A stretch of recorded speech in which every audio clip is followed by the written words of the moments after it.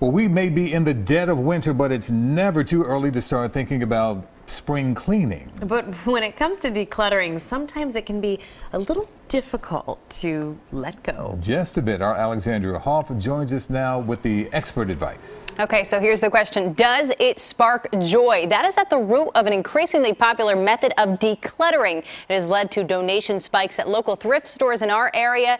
And as we found out, the human psyche may also benefit in a few surprising ways. If there is a magic in tidying up, then millions of Americans are under Marie Kondo's spell. I'm supposed to be like looking at everything and saying, does it bring me joy? I actually haven't seen The Woman, but I read a book about that. Kondo is an international best-selling author and star of the new series Tidying Up, where she demonstrates the KonMari method of decluttering the home. You're like piling up your stuff and taking some account of like, do I really need this? Do I not need this? Am I excessive? Under the method, one must take a look at all material items and ask, does this spark joy? If the answer is no, it's gotta go. If yes, then it can remain, but stored with care. Kondo suggests mindful, compact folding and store it in an upright position so you can see everything you have.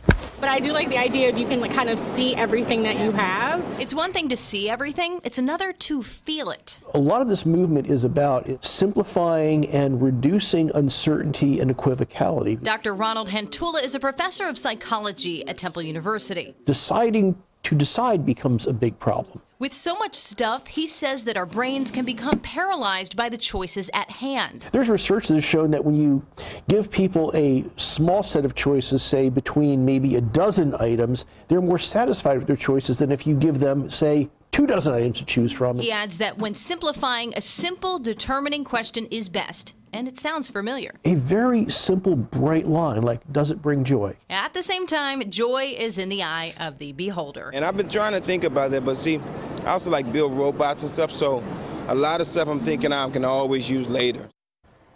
Okay, I guess you do need some stuff if you're going to build robots. But Dr. Hantula did say that there are two kinds of material objects that have shown to have a positive psychological effect. There's musical instruments and sporting gear.